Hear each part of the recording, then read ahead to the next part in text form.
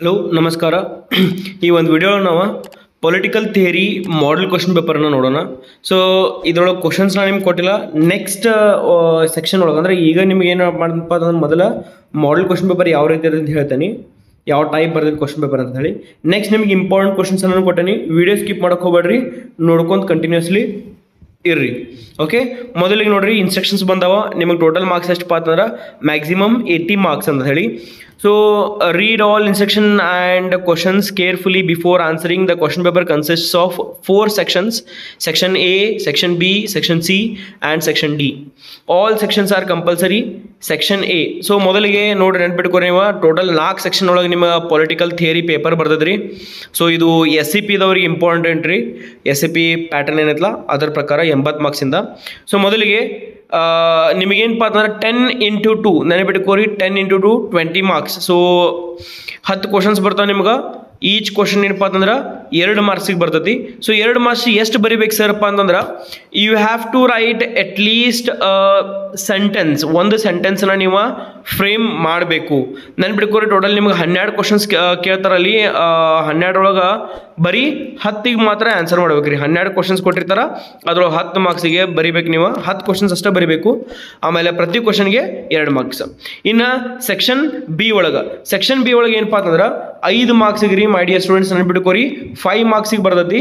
ಆಮೇಲೆ ಅದ್ರೊಳಗೆ ಏನಪ್ಪ ಅಂತಂದ್ರೆ ನೀವು ಯಾವುದಾದ್ರೂ 3ಕ್ಕೆ ಮಾತ್ರ ನೀವೇನು ಮಾಡಬೇಕು, ಆನ್ಸರ್ನ ಮಾಡಬೇಕು. Section B is for 5 marks and you have to write only 3 marks. Remember that. ಆಮೇಲೆ ಇನ್ನು 5 ಮಾರ್ಕ್ಸಿಗೆ ಎಷ್ಟು ಪೇಜ್ ಬರಿಬೇಕಪ್ಪ ಅಂತಂದ್ರೆ 1.5 ಪೇಜ್ ಅಟ್ಲೀಸ್ಟ್ ಬರಿಬೇಕ್ರಿ. 1.5ರಿಂದ 2 ಪೇಜ್ ಬರಿಬೇಕು. ಅದನ್ನು ನೆನಪಿಟ್ಕೋರಿ. 5 ಮಾರ್ಕ್ಸ್ ಯಾವುದಾದ್ರೂ 3 ಅಷ್ಟ ಇಲ್ಲಿ ಕೊಟ್ಟಾರ ನೋಡ್ರಿ. ಇನ್ಸ್ಟ್ರಕ್ಷನ್ಸ್ ಅಟೆಂಪ್ಟ್ ಎನಿ 3 ಅಂತ ಹೇಳಿ ಕೊಟ್ಟಾರ. ಇನ್ನು ಸೆಕ್ಷನ್ ನಂಬರ್ 3 ಅಥವಾ ಸೆಕ್ಷನ್ ಸಿ ಅದ್ರೊಳಗೆ ಏನಪ್ಪ ಅಂತಂದ್ರೆ 10 ಮಾರ್ಕ್ಸಿಗೆ ಕ್ವಶನ್ಸ್ ಬರ್ತಾವ. ಅಲ್ಲಿ ಕೊಟ್ಟಾರ ಅಟೆಂಪ್ಟ್ ಎನಿ 3 ಕ್ವಶನ್ಸ್. ಸೊ ಯಾವುದಾದ್ರೂ 3ಕ್ಕೆ ಮಾತ್ರ ಬರಿಬೇಕು ನೀವು. ಟೋಟಲ್ 5 ಕ್ವಶನ್ ಕೊಟ್ಟಿರ್ತಾರ, ಅದ್ರೊಳಗೆ ಯಾವುದಾರೆ 3 ಕ್ವಶನ್ಗೆ ಮಾತ್ರ ನೀವು ಬರಿಬೇಕು. ಸೊ 30 ಮಾರ್ಕ್ಸ್ ನಿಮಗೆ ಇಲ್ಲಿ ಬರ್ತಾವ. ಸೊ ಇನ್ನು ನೆನಪಿಟ್ಕೋರಿ, ಕೀಪ್ ದಟ್ ಇನ್ ಮೈಂಡ್. 10 ಮಾರ್ಕ್ಸಿಗೆ ಏನಪ್ಪ ಅಂತಂದ್ರೆ ಅಟ್ಲೀಸ್ಟ್ 3 ಪೇಜರೇ ಬರಿಬೇಕ್ರಿ ನಿಮ್ಗೆ. 2.5ರಿಂದ ಹಿಡ್ಕೊಂಡು 3 ಪೇಜರ್ ಹಾಕೋದು ಅಟ್ಲೀಸ್ಟ್. ಮಿನಿಮಮ್ ಅಂದ್ರೆ ಕಮ್ಮಿ ಅಂದ್ರೆ ನೀವು 3 ಪೇಜರೇ ಬರಿಬೇಕು. 3.5 ಪೇಜ್ ಆದ್ರೂ ಓಕೆ. ಇಂಟ್ರೊಡಕ್ಷನ್ ಹಾಕ್ರಿ, ಡೆಫಿನೇಷನ್ಸ್ ಬರ್ತಾವೆ ನಿಮ್ಮ ಪೊಲಿಟಿಕಲ್ ಸೈನ್ಸ್ ಒಳಗೆ, ಡೆಫಿನೇಷನ್ಸ್ ಬರೀರಿ. ಆಮೇಲೆ ಒಂದಿಷ್ಟು ಪಾಯಿಂಟ್ಸ್ ಬರ್ತಾವ. ಪಾಯಿಂಟ್ಸ್ ಜೊತೆಗೆ ಲಾಸ್ಟಿಗೆ ಕನ್ಕ್ಲೂಷನ್ ಹಾಕೋದನ್ನ ಮರೆಯಕ್ಕೆ ಹೋಗ್ಬೇಡ್ರಿ. ಅಂದ್ರೆ ಏನು ನೀವು ಉಪಸಂಹಾರ ಅಂತ ನೋಡ್ರಿ ಕನ್ನಡ ಒಳಗೆ, ಅದೇ ರೀತಿ ಸೇಮ್ ಕನ್ಕ್ಲೂಷನ್, ಇಂಟ್ರೊಡಕ್ಷನ್. ಸೊ ಎಲ್ಲನೂ ಹಾಕೋದನ್ನ ಮರೆಯಕ್ಕೆ ಹೋಗ್ಬೇಡ್ರಿ. ಪಾಯಿಂಟ್ಸ್ ಮೆನ್ಷನ್ ಮಾಡೋದನ್ನ ಮರೆಯಕ್ಕೆ ಹೋಗ್ಬೇಡ್ರಿ. ಪಾಯಿಂಟ್ಸನ್ನ ಹೈಲೈಟ್ ಮಾಡ್ರಿ. ಪೆನ್ಸಿಲ್ ಅಥವಾ ಒಂದು ಡಾರ್ಕ್ ಪೆನ್ಲೆ ಹೈಲೈಟ್ ಮಾಡ್ರಿ ಯಾವ ಇಂಪಾರ್ಟೆಂಟ್ ಅದ ಅಂತ ಹೇಳಿ. ಹಂಗಂತ ಹೇಳಿ ಜಾತ್ರೆ ಮಾಡಕ್ಕೆ ಹೋಗ್ಬೇಡ್ರಿ. ಸರಿಯಾಗಿ ಕ್ಲಿಯರ್ ಆಗಿ ಮೆನ್ಷನ್ ಮಾಡ್ರಿ. ಇನ್ನು section number D 15 marks question ರೀ. 2 ಕ್ವಶನ್ ಕೇಳಿರ್ತಾರ, ಯಾವುದಾದ್ರೂ 1ಕ್ಕೆ ಮಾತ್ರ ನೀವು ಬರಿಬೇಕಂತ ಹೇಳಿದಾರ. ಇನ್ನು 15 ಮಾರ್ಕ್ಸಿಗೆ ಎಷ್ಟು ಪೇಜ್ ಬರಿಬೇಕಪ್ಪ ಅಂತಂದ್ರೆ 4 ಪೇಜ್ ಬರಿಬೇಕ್ರಿ. 4 ಅಂದ್ರೆ ಹೆಂಗು 1 page number 1, page number 2, page number 3, page number 4. ನೀವು 2 ಕೌಂಟ್ ಹಿಡಿದ್ರಪ್ಪ ಅಂದ್ರೆ 2 ಪೇಜ್ ಆಗ್ತಾವ. ಹಂಗೆ ಟೋಟಲ್ 4 ಪೇಜ್ ಬರಿಬೇಕ್ರಿ. ಓಕೆ, ಕನ್ಫ್ಯೂಷನ್ ಮಾಡ್ಕೋಬೇಡ್ರಿ. ನಿಮ್ಮ ಬುಕ್ ಒಳಗೆ ಒಂದು ಹಾಳಿ ಇರ್ತದಲ್ಲ, ಹಾಳಿ ಮುಂದೆ ಹಿಂದೆ 2 ಕಡೆ ಬರಿತಾರೆ ನೋಡ್ರಿ, ಅವು 2 ಪೇಜ್ ಅದು. ಆ ರೀತಿ ಹೇಳತ್ತೆ ನಿಮ್ಗೆ. So confusion ಮಾಡ್ಕೋಬೇಡ್ರಿ. 4 ಪೇಜ್ ಅಂದ್ರೆ 8 ಪೇಜ್ ಹೋಗಕ್ಕೆ ಹೋಗ್ಬೇಡ್ರಿ. ಅದನ್ನು ಅರ್ಥ ಮಾಡ್ಕೋರಿ. 4 ಪೇಜಸ್ ಅಂದ್ರೆ ಹಿಂದೆ ಮುಂದೆ ಬ್ಯಾಕ್ ಟು ಬ್ಯಾಕ್ ಬರೋದಕ್ಕೆ ನಾವು 4 ಪೇಜ್ ಅಂದ್ರೆ 2 ಪೇಜ್ ನೀವು ಕಂಪ್ಲೀಟ್ ಬರ್ದಂಗೆ. ಸೊ ಅಟ್ಲೀಸ್ಟ್ 4, ಮ್ಯಾಕ್ಸಿಮಮ್ 4 ಯಾಕಂತ ಬರಿಬೇಕು ನೀವು. ನೆನಪಿಟ್ಕೋರಿ. 10 ಮಾರ್ಕ್ಸಿಗೆ 3, 15 ಮಾರ್ಕ್ಸಿಗೆ 4, 4.5 ಬರೆದ್ರು ಓಕೆ. ಸೊ ಬರೀ ಅಂದ್ರೆ ನೋಡ್ರಿ, ಪೇಜ್ ತುಂಬ್ಕೊಂತ ಹೋಗಕ್ಕೆ ಹೋಗ್ಬೇಡ್ರಿ. ಎಕ್ಸ್ಪ್ಲೇನ್ ಮಾಡ್ರಿ. ಒನ್ಸ್ ಅಗೇನ್ ಡೆಫಿನೇಷನ್ಸ್ ಬರ್ತಾವೆ, ಡೆಫಿನೇಷನ್ಸ್ ಹಾಕ್ರಿ. ಆಮೇಲೆ ಯಾರ ಡೆಫಿನೇಷನ್ಸ್ ಕೊಟ್ಟಿದ್ರು, ಅಥವಾ ಯಾರೇ ಒಬ್ಬ ವ್ಯಕ್ತಿ ಬಗ್ಗೆ ಕೇಳಿದ್ರಂದ್ರೆ, ಅಥವಾ ಯಾವುದೇ ಒಂದು ವಿಷಯದ ಮೇಲೆ ಇತ್ತಪ್ಪ ಅಂತಂದ್ರೆ ಅದ್ರೊಳಗೆ ಒಂದಿಷ್ಟು ಡೈಲಾಗ್ಸ್ ಬಂದಿರ್ತಾವ, ಅದನ್ನ ನೀವು ಕರೆಕ್ಟಾಗಿ ಮೆನ್ಷನ್ ಮಾಡ್ಕೊಂಡು ಹೋಗ್ರಿ. ಲಾಸ್ಟ್ ಕನ್ಕ್ಲೂಷನ್ ಹಾಕ್ರಿ, ಸ್ಟಾರ್ಟಿಂಗ್ ಇಂಟ್ರೊಡಕ್ಷನ್ ಹಾಕ್ರಿ. ಓಕೆ, ಸೊ ಇದಿಷ್ಟು ಏನಪ್ಪ ನಿಮ್ಮದು ಕ್ವಶನ್ ಪೇಪರ್ ಮ್ಯಾಟ್ರನ್. ಸೊ 15 ಮಾರ್ಕ್ಸ್, 30, 15, ಆಮೇಲೆ ಇಲ್ಲಿ 20 ಮಾರ್ಕ್ಸ್. ಟೋಟಲ್ ನಿಮಗೆ ಎಷ್ಟಪ್ಪ ಅಂತಂದ್ರೆ 80 ಮಾರ್ಕ್ಸಿಂದ ಪೇಪರ್ ಇರ್ತೈತಿ. ಸೊ ಇನ್ನು ಇಂಪಾರ್ಟೆಂಟ್ ಕ್ವಶನ್ಸ್ ನೋಡೋಣಂತ ರೀ. ನೆನಪಿಟ್ಕೋರಿ, ಇಂಪಾರ್ಟೆಂಟ್ ಕ್ವಶನ್ಸ್ ಯಾವ ಬರ್ತಾವ ಯಾವಿಲ್ಲ ಅಂತ ಹೇಳಿ ಕನ್ಫ್ಯೂಷನ್ ಮಾಡ್ಕೋಕೆ ಹೋಗ್ಬೇಡ್ರಿ. ಒಂದಾಗ ಒಂದು ಕ್ವಶನ್ಸ್ ನೋಡ್ರಿ ನಿಮ್ಗೆ ಯಾವ ಇಂಪಾರ್ಟೆಂಟ್ ಕ್ವಶನ್ಸ್ ಅದಾವ ಅಂತ ಹೇಳಿ. ಸೊ ಮೊದಲಿಗೆ ಎಸ್, ರಾಜ್ಯಶಾಸ್ತ್ರ ಎಂದರೇನು? ಇವೆಲ್ಲ 2 ಮಾರ್ಕ್ಸ್ ಕ್ವಶನ್ಸ್ ರೀ. ಈ ರೀತಿ 2 ಮಾರ್ಕ್ಸ್ ನಿಮ್ದು ಕ್ವಶನ್ಸ್ ಬರ್ತಾವ. ಇಂಪಾರ್ಟೆಂಟ್ ಕ್ವಶನ್ಸ್ ರೀ. ಇದ್ರೊಳಗೆ ನೀವು ಬಹಳಷ್ಟು ಕ್ವಶನ್ಸ್ ನಿಮಗೆ ಬರಬಹುದು. ಸೊ ರಾಜ್ಯಶಾಸ್ತ್ರ ಎಂದರೇನು? ರಾಜಕೀಯ ಸಿದ್ಧಾಂತ ಎಂದರೇನು, ಆಮೇಲೆ ರಾಜಕೀಯ ಎಂದರೇನು. ಸೊ ಇದು ನೀವು ಇಂಗ್ಲೀಷ್ ಒಳಗೆ ಬೇಕಂದ್ರೆ ನೀವು ಕನ್ವರ್ಟ್ ಮಾಡ್ಕೋರಿ. ನೋಡ್ರಿ 2 ಅಂಕದ ಪ್ರಶ್ನೆಗಳು ಅಂತ ಹೇಳಿ ಬಂದಿತ್ತಲ್ಲಿ. So keep that in mind. ಇವ ಇಂಪಾರ್ಟೆಂಟ್ ಕ್ವಶನ್ಸ್. ನಿಮ್ಗೆ ಭಾಳ ಜನ ನಂಗೆ ಇಂಪಾರ್ಟೆಂಟ್ ಕ್ವಶನ್ಸ್ ಕೊಡ್ರಿ ಸರ್ ಅಂತ ಹೇಳಿದ್ರಿ. ಈ ಇಂಪಾರ್ಟೆಂಟ್ ಕ್ವಶನ್ಸ್ ಮೇಲೆ ವಿಡಿಯೋ ಮಾಡಿದ್ದೀನಿ. 2 ಮಾರ್ಕ್ಸ್, 5 ಮಾರ್ಕ್ಸ್ ಮತ್ತು 10 ಮಾರ್ಕ್ಸ್ ಎಲ್ಲದ್ರ ಮೇಲೆ ವಿಡಿಯೋ ಮಾಡಿದ್ದೀನಿ. ಜಸ್ಟ್ ಇದ್ರೊಳಗನೆ ಐತೆ, ಎಲ್ಲ ವಿಡಿಯೋ ಕಂಟಿನ್ಯೂ ಆಗ್ತೈತಿ, ಜಸ್ಟ್ ನೋಡ್ರಿ. ಆಮೇಲೆ ಈ ವಿಡಿಯೋ ನಿಮ್ಗೆ ಇಷ್ಟ ಆಗೈತಪ್ಪ ಅಂತ ಸಬ್ಸ್ಕ್ರೈಬ್ ಮಾಡಿರಿ. ಭಾಳ ಜನ ಸಬ್ಸ್ಕ್ರೈಬ್ ಮಾಡಂಗಿಲ್ಲ. ಶೇರ್ ಮಾಡಿರಿ, ಆಮೇಲೆ ಲೈಕ್ ಕೊಡೋದನ್ನ ಮರೆಕೋಬೇಡ್ರಿ. ನೆಕ್ಸ್ಟ್ ನೋಡ್ರಿ, ರಾಜಕೀಯ ಪಂಥ ಎಂದರೇನು, 4ನೇ ಕ್ವಶನ್. ಇದನ್ನೆಲ್ಲ ನೀವು ಬಿಡಿಸ್ಕೋರಿ ಒಂದು ಕಡೆ ಬರೆದು, ಇವನ್ನೆಲ್ಲ ಕ್ವಶನ್ಸ್ ಬರೆದು ಅದ್ರ ಆನ್ಸರ್ಸ್ ಮಾಡಿರಿ. ಆಮೇಲೆ ಕಮೆಂಟ್ ಬಾಕ್ಸ್ ಒಳಗೆ ನೀವು ಕರೆಕ್ಟ್ ಆನ್ಸರ್ ಐತೋ ಇಲ್ಲೋ ಅಂತ ಕೇಳಕ್ಕೆ ನೀವು ಬೇಕಂದ್ರೆ ನೀವು ಅದನ್ನ ನಂಗೆ ಸೆಂಟೆನ್ಸ್ ಟೈಪ್ ಮಾಡಿ ಕಮೆಂಟ್ ಬಾಕ್ಸ್ ಒಳಗೆ ಕಮೆಂಟ್ ಮಾಡ್ಬೋದು ರೀ. ನೆಕ್ಸ್ಟ್ 5ನೇ ಕ್ವಶನ್, ರಾಜಕೀಯ ತತ್ವಶಾಸ್ತ್ರ ಅರ್ಥವನ್ನು ತಿಳಿಸಿ, ರಾಜಕೀಯ ಸಿದ್ಧಾಂತವನ್ನು ವ್ಯಾಖ್ಯಾನಿಸಿ. ಇದು 6ನೇ ಕ್ವಶನ್. ನೆಕ್ಸ್ಟ್, ರಾಜಕೀಯ ಸಿದ್ಧಾಂತದ ಸಾಂಪ್ರದಾಯಿಕ ವಿಧಾನಗಳನ್ನು ಹೆಸರಿಸಿ. 7ನೇ ಕ್ವಶನ್ ರೀ. 8ನೇ ಕ್ವಶನ್ ನೋಡ್ರಿ, ರಾಜಕೀಯ ಸಿದ್ಧಾಂತದ ಆಧುನಿಕ ವಿಧಾನಗಳನ್ನು ಹೆಸರಿಸಿ. ನೆಕ್ಸ್ಟ್ ನೋಡ್ರಿ, ಐತಿಹಾಸಿಕ ವಿಧಾನ ಎಂದರೇನು, ಐತಿಹಾಸಿಕ ವಿಧಾನ ಎಂದರೇನು. ನೆಕ್ಸ್ಟ್, ಕಾನೂನಾತ್ಮಕ ವಿಧಾನ ಎಂದರೇನು, ಕಾನೂನಾತ್ಮಕ ವಿಧಾನ ಎಂದರೇನು. ನೆಕ್ಸ್ಟ್, ಸಾಂಸ್ಥಿಕ ವಿಧಾನ ಅರ್ಥ ತಿಳಿಸಿ, ಸಾಂಸ್ಥಿಕ ವಿಧಾನ ಅರ್ಥ ತಿಳಿಸಿ.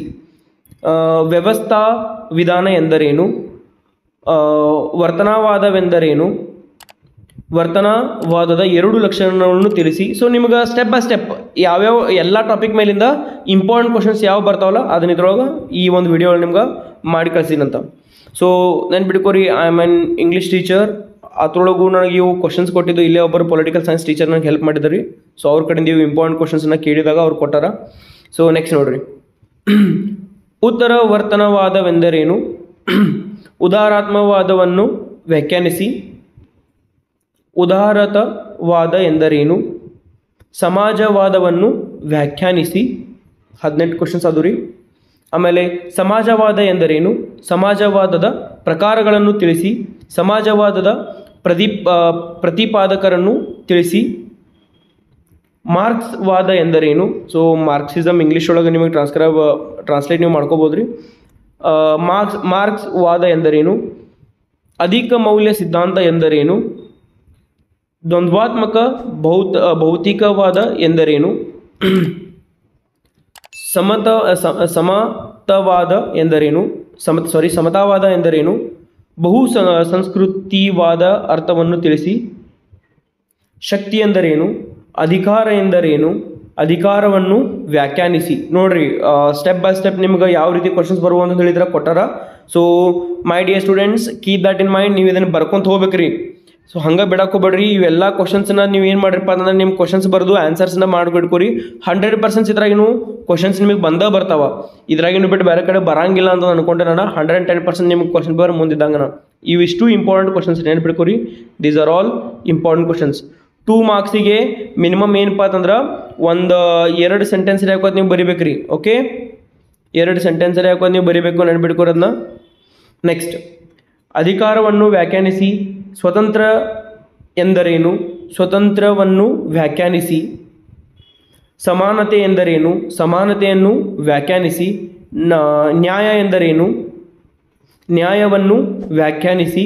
ಹಕ್ಕು ಎಂದರೇನು, ಹಕ್ಕನ್ನು ವ್ಯಾಖ್ಯಾನಿಸಿ.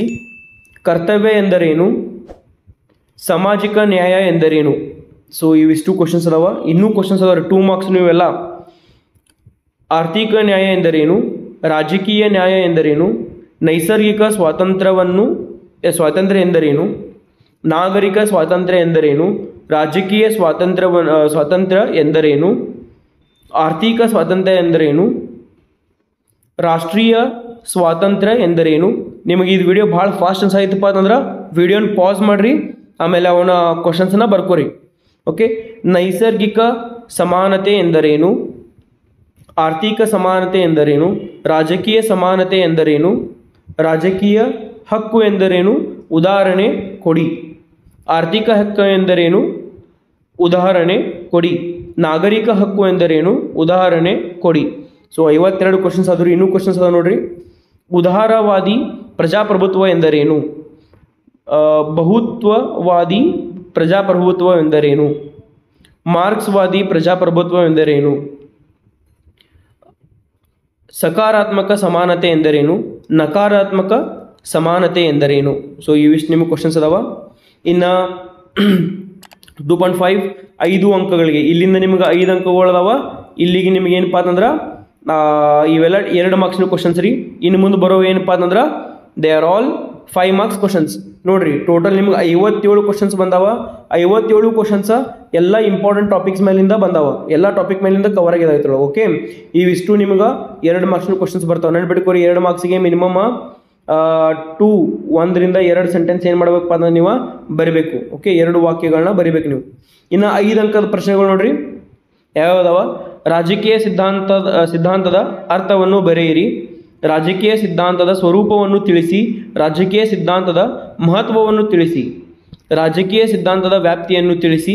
ರಾಜಕೀಯ ಸಿದ್ಧಾಂತ ಹಾಗೂ ರಾಜಕೀಯ ಪಂಥದ ವ್ಯತ್ಯಾಸವನ್ನು ತಿಳಿಸಿ. ಪಂಥದ ವ್ಯತ್ಯಾಸವನ್ನು ತಿಳಿಸಿ. ನೆಕ್ಸ್ಟ್ 6ನೇ ಕ್ವಶನ್ ನೋಡ್ರಿ. ರಾಜಕೀಯ ಸಿದ್ಧಾಂತ ಹಾಗೂ ರಾಜಕೀಯ ತತ್ವಶಾಸ್ತ್ರ ನಡುವಿನ ವ್ಯತ್ಯಾಸವನ್ನು ತಿಳಿಸಿ. ಐತಿಹಾಸಿಕ ವಿಧಾನ ಕುರಿತು ಬರೆಯಿರಿ. ಸಾಂಸ್ಥಿಕ ವಿಧಾನ ಕುರಿತು ಬರೆಯಿರಿ. ವರ್ತನವಾದದ ಲಕ್ಷಣಗಳನ್ನು ತಿಳಿಸಿ. ಉತ್ತರ ವರ್ತನವಾದದ ಕುರಿತು ಟಿಪ್ಪಣಿ ಬರೆಯಿರಿ. ಸೊ ರಿಮೆಂಬರ್ ಮಾಡಿ ಸ್ಟೂಡೆಂಟ್ಸ್, ಇವೆಲ್ಲನೂ 5 ಮಾರ್ಕ್ಸ್ಗೆ ಇದಾವ. 5 ಮಾರ್ಕ್ಸಿಗೆ ಮಿನಿಮಮ್ ನೀವು ಎಷ್ಟು ಬರಬೇಕ್ರಿ? 1.5 ಅಥವಾ 2 ಪೇಜ್ ನೀವು ಬರಿಬೇಕ್ರಿ. ಓಕೆ, ನೆನ್ಪಿಟ್ಕೋರಿ 1.5 ಅಥವಾ 2 ಪೇಜನ್ನು ನೀವು ಬರಿಬೇಕು. 11ನೇ ಕ್ವಶನ್ ನೋಡ್ರಿ. ಉದಾರತವಾದದ ಲಕ್ಷಣಗಳನ್ನು ತಿಳಿಸಿ. ಸಮಾಜವಾದದ ವರ್ಗೀಕರಣ ತಿಳಿಸಿ. ದ್ವಂದ್ವಾತ್ಮಕ ಭೌತಿಕವಾದದ ಕುರಿತು ಬರೆಯಿರಿ. ಸ್ವತಂತ್ರದ ವಿಧಗಳನ್ನು ವಿವರಿಸಿ. ಸಮಾನತೆಯ ಪ್ರಕಾರಗಳನ್ನು ವಿವರಿಸಿ. ನ್ಯಾಯದ ಪ್ರಕಾರಗಳನ್ನು ವಿವರಿಸಿ. ನಾಗರಿಕ ಹಕ್ಕುಗಳನ್ನು ವಿವರಿಸಿ. ಮೈ ಡಿಯರ್ ಸ್ಟೂಡೆಂಟ್ಸ್, ನಿಮಗೆ ಎಲ್ಲ ಟಾಪಿಕ್ ಮೇಲೆ ಹೇಳ್ಕೊಂಡು ಹೊಂಟೇನಿ. ಈ ವಿಡಿಯೋ ನಿಮ್ಗೆ ಇಷ್ಟ ಆಗಿತ್ತಪ್ಪ ಅಂತಂದ್ರೆ ಲೈಕ್ ಮಾಡಿರಿ, ಕಮೆಂಟ್ ಹೊಡ್ರಿ. ನಿಮ್ಗೆ ಯಾವುದು ಕ್ವಶನ್ಸ್ ಇದ್ದಿಲ್ಲ 2 ಮಾರ್ಕ್ಸ್ ಅದ್ರ ಮೇಲೆ ಕಮೆಂಟ್ ಮಾಡಿರ್ಬೇಕಾರೆ. ಆಮೇಲೆ ನೆಕ್ಸ್ಟ್ ಯಾವ ಒಂದು ವಿಡಿಯೋ ಮಾಡಬೇಕು, ಯಾವ ಒಂದು ಟಾಪಿಕ್ ಮೇಲೆ ಮಾಡ್ಬೇಕಂತ ಹೇಳಿನೂ ಕೂಡ ನೀವು ನಂಗೆ ಕಮೆಂಟ್ ಮಾಡಿರಿ. ಆಮೇಲೆ ಶೇರ್ ಮಾಡಿರಿ ಈ ವಿಡಿಯೋನ. ನೆಕ್ಸ್ಟ್, ರಾಜಕೀಯ ಹಕ್ಕುಗಳನ್ನು ವಿವರಿಸಿ. ಆರ್ಥಿಕ ಹಕ್ಕುಗಳನ್ನು ವಿವರಿಸಿ. ನೈತಿಕ ಕರ್ತವ್ಯಗಳ ಕುರಿತು ಟಿಪ್ಪಣಿ ಬರೆಯಿರಿ. ಕಾನೂನಾತ್ಮಕ ಕರ್ತವ್ಯಗಳ ಕುರಿತು ಟಿಪ್ಪಣಿ ಬರೆಯಿರಿ. ಉದಾರವಾದಿ ಪ್ರಜಾಪ್ರಭುತ್ವದ ಲಕ್ಷಣಗಳನ್ನು ಚರ್ಚಿಸಿ. ನೆಕ್ಸ್ಟ್ ನೋಡ್ರಿ. ಬಹುತ್ವವಾದಿ ಪ್ರಜಾಪ್ರಭುತ್ವದ ಲಕ್ಷಣಗಳನ್ನು ತಿಳಿಸಿರಿ. ಮಾರ್ಕ್ಸ್ವಾದ ಪ್ರಜಾಪ್ರಭುತ್ವದ ಕುರಿತು ಟಿಪ್ಪಣಿ ಬರೆಯಿರಿ. ಟೋಟಲ್ 24 ಕ್ವಶನ್ಸ್ ಅದು ರೀ. ನೋಡ್ರಿ 24 ಕ್ವಶನ್ಸ್ಗಳನ್ನ ನಿಮಗೆ ಕೊಟ್ಟಿದ್ದೇನೆ ಇಲ್ಲಿ. ನಿಮಗೆ ಏನೇ ಕನ್ಫ್ಯೂಷನ್ ಇದ್ರೂ ಈ ವಿಡಿಯೋ ನೀವೇನು ಮಾಡ್ಬೋದಪ್ಪ ಅಂತಂದ್ರೆ ಪಾಸ್ ಮಾಡಿರಿ. ಪಾಸ್ ಮಾಡಿ ಇವನ್ನೆಲ್ಲ ಕ್ವಶನ್ಸ್ ಬರೀರಿ. ಆಮೇಲೆ ಇನ್ನೂ ಎಕ್ಸಾಮ್ಗೆ ಟೈಮ್ ಇತ್ತಪ್ಪ ಅಂತಂದ್ರೆ ನೀವು ಅದನ್ನು ಬರೆದಿಟ್ಕೋರಿ. ಓಕೆ, ಬರೆದು ಅವನ್ನ ಪ್ರಾಕ್ಟೀಸ್ ಮಾಡಿರಿ. ಇವಾಗ ಕ್ವಶನ್ಸ್ ಬರೀರಿ. ಕ್ವಶನ್ಸ್ ಅಷ್ಟೇ ಬರೆಯೋಕೆ ಹೋಗ್ರಿ, ಆನ್ಸರ್ನ ಬರೀರಿ. ನಿಮ್ಮ ಬುಕ್ ಒಳಗೆ ಬರೆದು ಇವನ್ನ ಪ್ರಾಕ್ಟೀಸ್ ಮಾಡಿರಿ. ಇನ್ನು 10 ಅಂಕದ ಪ್ರಶ್ನೆಗಳು ನೋಡ್ರಿ ಯಾವ್ಯಾವ ಅದಾವ ಅಂತೇಳಿ. 10 ಮಾರ್ಕ್ಸಿಗೆ ಮಿನಿಮಮ್ ಎಷ್ಟು ಬರಿಬೇಕಪ್ಪ ಅಂತಂದ್ರೆ 3 ಅಥವಾ 3.5 ಪೇಜನ್ನು ಬರಿಬೇಕು ನೀವು. ಅರ್ಥ ಅದಲ್ಲ, 3 pages compulsory. Okay, keep that in mind. ರಾಜಕೀಯ ಸಿದ್ಧಾಂತದ ಅರ್ಥ ಮತ್ತು ಸ್ವರೂಪವನ್ನು ವಿವರಿಸಿ. ರಾಜಕೀಯ ಸಿದ್ಧಾಂತದ ಅರ್ಥ ಮತ್ತು ವ್ಯಾಪ್ತಿಯನ್ನು ವಿವರಿಸಿ. ಇಲ್ಲಿ ಸ್ವರೂಪ ಕೇಳ್ಯಾರ, ಇಲ್ಲಿ ವ್ಯಾಪ್ತಿಯನ್ನು ಕೇಳ್ಯಾರ. ಯಾವುದು ಕ್ವಶನ್ ಬರ್ಬೋದು. ರಾಜಕೀಯ ಸಿದ್ಧಾಂತದ ಅರ್ಥ ಮತ್ತು ಮಹತ್ವವನ್ನು ವಿವರಿಸಿ. ಚೇಂಜ್ ಆಗೈತೆ ನೋಡ್ರಿ ಮತ್ತೆ. ನೆಕ್ಸ್ಟ್, ರಾಜಕೀಯ ಸಿದ್ಧಾಂತದ ಸ್ವರೂಪ ಮತ್ತು ವ್ಯಾಪ್ತಿಯನ್ನು ವಿವರಿಸಿ. ಎರಡೂ ಕೇಳಲ್ಲ, ಸ್ವರೂಪ ಮತ್ತು ವ್ಯಾಪ್ತಿ. ನೆಕ್ಸ್ಟ್, ರಾಜಕೀಯ ಸಿದ್ಧಾಂತದ ಸ್ವರೂಪ ಮತ್ತು ಮಹತ್ವವನ್ನು ವಿವರಿಸಿ. ರಾಜಕೀಯ ಸಿದ್ಧಾಂತದ ಸಾಂಪ್ರದಾಯಿಕ ವಿಧಾನಗಳನ್ನು ವಿವರಿಸಿ. ರಾಜಕೀಯ ಸಿದ್ಧಾಂತದ ಆಧುನಿಕ ವಿಧಾನಗಳನ್ನು ಚರ್ಚಿಸಿರಿ. ಸ್ವತಂತ್ರ ಎಂದರೇನು, ಅದರ ವಿಧಾನಗಳನ್ನು ವಿವರಿಸಿ. ಸಮಾನತೆ ಎಂದರೇನು, ಅದರ ಪ್ರಕಾರಗಳನ್ನು ವಿವರಿಸಿರಿ. ನ್ಯಾಯ ಎಂದರೇನು, ಅದರ ವಿಧಾನಗಳನ್ನು ವಿವರಿಸಿರಿ. ಸೊ ವಿಡಿಯೋ ಭಾಳ ಫಾಸ್ಟ್ ಆಗೈತಪ್ಪ ಅಂತಂದ್ರೆ ಒನ್ಸ್ ಅಗೇನ್ ಅದನ್ನ ಇನ್ಸ್ಟ್ರಕ್ಷನ್ ಕೊಡ್ತೇನೆ ನಿಮ್ಗೆ. ವಿಡಿಯೋ ಪಾಸ್ ಮಾಡಿರಿ, ಪಾಸ್ ಮಾಡಿ ಸ್ಕ್ರೀನ್ಶಾಟ್ ತೊಗೋಬೋದು ಅಥವಾ ಪಾಸ್ ಮಾಡಿ ನೀವು ಕ್ವಶನ್ಸ್ ಬರ್ಕೊಂಡು ಆಮೇಲೆ ಆನ್ಸರ್ ಮಾಡ್ಕೊಂಡು ಹೋಗ್ರಿ. ಓಕೆ, ಇನ್ನು 15 ಮಾರ್ಕ್ಸ್ ನೋಡ್ರಿ ಮೈ ಡಿಯರ್ ಸ್ಟೂಡೆಂಟ್ಸ್. 2 ಮಾರ್ಕ್ಸು ಹೇಳಿದ್ನಿ ರೀ, 10 ಮಾರ್ಕ್ಸು ಹೇಳಿದ್ನಿ, 15 ಮಾರ್ಕ್ಸು ಹೇಳಿದ್ನಿ, 5 ಮಾರ್ಕ್ಸು ಹೇಳಿದ್ನಿ. ಈಗ 15 ಮಾರ್ಕ್ಸ್ ಈಗ ಹೇಳ್ತೇನೆ ನಿಮ್ಗೆ.